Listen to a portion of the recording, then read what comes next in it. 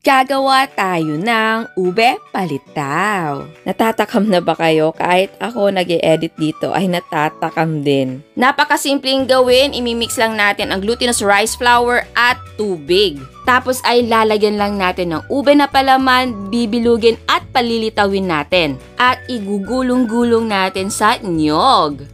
Pero bago yan, gusto ko magpasalamat sa Mama Sita dahil naaalala nila ako tuwing Pasko. Sobrang taba talaga ng puso ko. Excited ako na i-try ang mga bagong ipinadala sa akin, gaya ng lechon sauce, java sauce, at tinola mix. Talagang laging masaya ang ulam kapag may Mama Sita. Salamat sa mga produktong pinadala ninyo. Sobrang saya ng puso ko. Masaya ang kusina ko. Salamat sa regalo. Salamat, Mama Sita. So paggawa ng palitaw ay napakasimple lang. I-combine lang natin ang glutinous rice flour at tubig. So ito yung brand na ginagamit ko, pero pwede naman kahit anong brand. Tapos, ito namang sesame seeds ay lalagyan natin ng asukal at milk powder pang toppings natin. So ngayon, i-mix natin itong dalawa. So ito na yung ating glutinous rice flour. Lalagyan natin ito ng tubig. Sa paglalagay naman ng tubig ay pwede na hindi mo ibuhos lahat. Pakikiramdaman mo na muna. Kasi may mga type kasi ng glutinous rice flour na madaling mag-absorb ng liquid, yung iba naman ay hindi. So pwedeng gradual lang muna or pa konti-konti yung paglagay mo ng tubig until makuha mo yung sakto na texture ng ating dough. And yes, mas maganda na gamitan ng kamay para mas feel mo yung mixture. Gumagamit lang ako ng plastic na gloves para hindi dumikit yung mixture sa kamay ko. Sa texture na hinahanap ko, mas gusto ko na medyo moist yung dough. Yung hindi sobrang basa, yung tama lang, para kapag naluto na malambot pa rin. Ayan, i-test natin, kuha tayo ng konti. Hindi siya sticky, hindi siya basang-basa, hindi siya dry. Tamang-tama lang talaga. So, set aside na muna natin yan at magbilog tayo ng ube filling. Ito ang gagamitin ko pero pwedeng gumamit ng ibang brand and yes, pwede kang gumawa ng ube halaya. So, kuha lang tayo ng 1 teaspoon at bilugin natin to.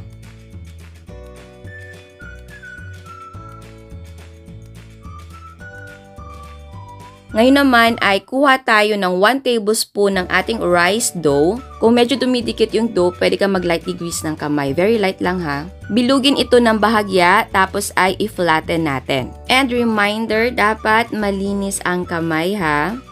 Pagka-flatten natin ay maglagay tayo ng ube na palaman. I-seal natin ito, siguraduhin na nakatago talaga or walang butas para hindi lumabas yung ating palaman. Tapos ay bilugin natin ito. At ayan yung first bilog natin. So continuous lang ang paglalagay ng palaman at pagbibilog.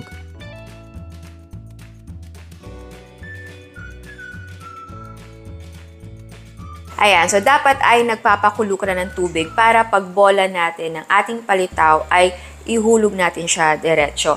Napansin ko kasi kapag tinambay mo ng matagal yung mga nabola natin na palitaw, nagka-crack siya dahil nagiging dry. So, pagka-bola mo, mas maganda hulog mo na agad sa kumukulo na tubig. Ayan, eto na lahat ang nabilog natin. Kapag may nag-crack, ang gawin nyo lang ay basain nyo ng very light ang portion na nag-crack. Tapos, i-pinch nyo para mag-close. Ngayon ay ilagay na sa kumukulong tubig ang nabilog natin. By batch lang ang paglalagay ha, huwag mong i-overcrowd. Malalaman mo kung luto na dahil lilitaw na sila sa ibabaw, kaya palitaw ang tawag.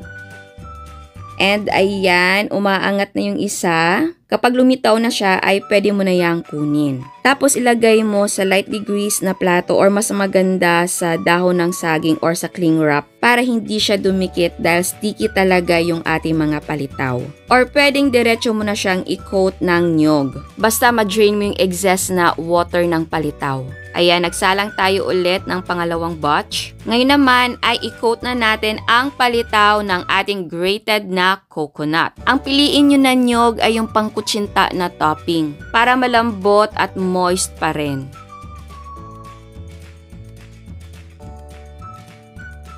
Para naman sa toppings natin, meron tayong toasted na sesame seeds. Lagyan natin ng white sugar. Ito naman ay optional, maglagay tayo ng milk powder. Mas malinamnam kapag meron ito. Tapos ay i-mix lang natin ito.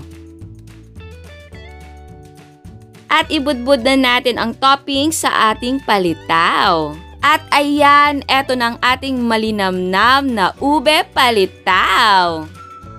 So, ayan, tikman na natin. Kuha tayo ng isa.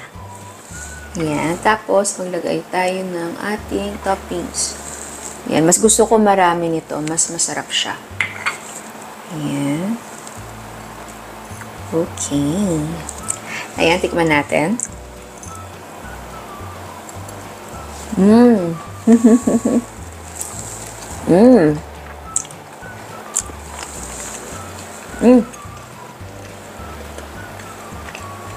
Optional yung paglalagay ng milk powder dito sa toppings natin, pero ay mas malinamnam talaga siya.